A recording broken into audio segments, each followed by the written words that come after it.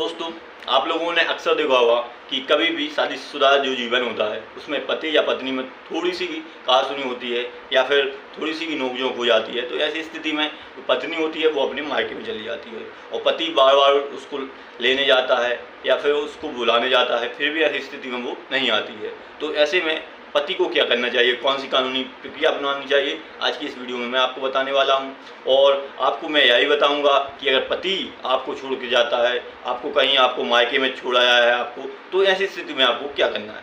यह दोनों के लिए है जो मैं आज की इस वीडियो में बताने वाला हूँ। तो कभी भी अगर शादीशुदा जीवन में ऐसा कभी होता है कि थोड़ी सी नोकझोंक हो गई है, कोई कहासुनी हो गई है, थोड़ा सा मामूली झगड़ा या विवाद हुआ है, तो ऐसी स्थिति में आप दूर दूर रहने लगे हैं या फिर किसी भी तरीके से आप महीने 2 महीने दूर रह रहे हैं, साल 2 साल भी हो सकता है अगर दूर रह रहे हैं, तो ऐसी स्थिति में अगर आपको आपका पति बुलाने नहीं आता है, आप अपनी पत्नी को लेने जाते हैं तो वो आने से इनकार कर देती है, मना कर देती है। तो ऐसे में आपको कौन सी कानूनी प्रक्रिया अपनानी चाहिए जिससे कि आपकी पत्नी आपके पास रहे या फिर आपका पति आपको लेने आ जाए और बात तलाक तक ना पहुँचे, किसी भी तरीके से आपसे परेशानी या फिर झगड़ा ना हो, आगे विवाद ना बने। तो इसके लिए मैं आपको बता दूं कि कभी भी अगर ऐसी परिस्थिति आती है, ऐसी स्थिति आ जाती है, तो इसके लिए कोई भी ऐसी कानूनी प्रक्रिया अपनाना जो उचित है या फिर जो कानून में प्रावधान है वो आपको अपनाना चाहिए। सबसे पहले आप अच्छे से एडवोकेट के पास जा सकते हैं या फिर कोर्ट में भी आप अगर थोड़ा कानून का जानकारी रखते हैं, मैं जो बता रहा हूँ वो करते हैं,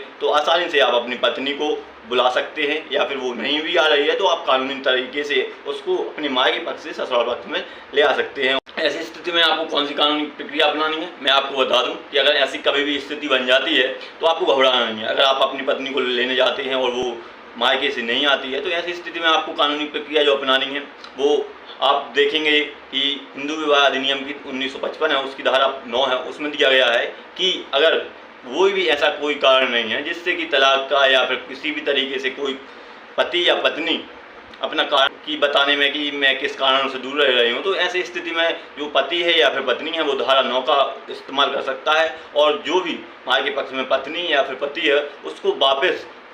बुलाने के लिए या फिर कहने के लिए कि मैं अच्छे से अपने जीवन यापन करूंगा और अच्छे से रहूंगा तुम्हारे साथ, जो भी स्थिति है, तो ऐसे मैं धारा 9 का इस्तेमाल आप कर सकते हैं और आप कोर्ट में न्यायालय में आवेदन दे सकते हैं और पति या फिर पत्नी को जो भी जैसी समस्या है वो भी निराकरण हो सकता है और तलाक जैसी समस्या से आप बच सकते हैं। तो लोगों को मैं बता दूं कि दो हिंदू विवाह अधिनियम की धारा जो हिंदू मैरिज एक्ट है उसकी धारा 9 है, इसमें दिया गया है कि पति या फिर पत्नी किन्हीं भी ऐसे कारणवश जो कि वो बताने में असमर्थ है या फिर कोई भी ऐसा उचित कारण नहीं है और उसके बिना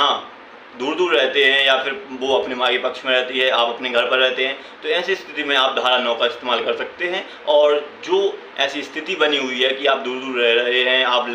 लेने जाते हैं अपनी पत्नी को, वो आती नहीं है, तो ऐसी स्थिति में भी वो धारा 9 का इस्तेमाल करके आप अपनी पत्नी को कानूनी तरीके से बुला सकते हैं और आपका जो प्रोसेस होगी उससे भी आपका हो सकता है कि वो वापस आ जाए और कानूनी तरीके से वो अपना जवाब देगी। अगर उसको आना होगा तो आएगी, नहीं आना होगा तो वो उसका भी उत्तर देगी कि इन कारणवश या फिर आप परेशान करते होंगे तो इस कोई भी ऐसी अगर रीज़न होगा तो उसके कारण वह बताएगी कि मैं इन कारणों से नहीं आ रहा हूँ। तो कारण आप उस पत्नी को या फिर पति को कोर्ट में मेंशन करना होगा। आपको बता दूं पति और पत्नी कि विवाह जैसे जो जीवन है या फिर मैं कहूँ वैवाहिक जीवन होता है, इसको सही ढंग से चलाने के लिए या फिर मैं कहूँ इसको अच्छे से चलाने के लिए कभी भी इसमें तलाक जैसी कोई भी कठिनाई ना आए, इसके लिए धारा 9 का इस्तेमाल किया गया है हमारे कानून में। हिंदू मैरिज एक्ट है जो 1955, इसमें आप देख सकते हो, धारा 9 को आप पढ़ सकते हैं। इसमें दिया गया है कि कभी भी कोई पति या फिर पत्नी अलग अलग रहते हैं तो इस स्थिति में पति या फिर पत्नी या हकदार रहती है कि वह धारा 9 का इस्तेमाल कर सके और उसे अपने पास बुलाने के लिए, अपने पास कहने के लिए कोर्ट द्वारा या फिर न्यायालय द्वारा अपना सहारा ले सकती है और उसे बुला सकती है कि मैं आपके साथ अच्छे से रहूँगा और जो भी जीवन यापन है वो अच्छे तरीके से करूँगा। तो धारा 9 बहुत ही महत्वपूर्ण होने वाली है सभी के लिए और तलाक जैसे जो गंभीर मामले होते हैं इसको भी धारा 9 बहुत अधिक तरीके से रोकने में कारगर होती है। तो आपको यह जानकारी अगर अच्छी लगी हो तो वीडियो को आप लाइक कर दें और अगर इस वीडियो से आपको अच्छी सी जानकारी प्राप्त हुई हो तो वीडियो को आप शेयर भी कर सकते हैं ताकि सभी लोगों को ऐसी जानकारी प्राप्त हो सके। और अगर आप हमारे चैनल पर पहली बार आए हैं तो चैनल को भी जरूर सब्सक्राइब करें ताकि ऐसी लीगल जानकारी आपको मिलती रहे। धन्यवाद दोस्तों, फिर मिलते हैं नेक्स्ट वीडियो में, तब तक के लिए जय हिंद, जय भारत।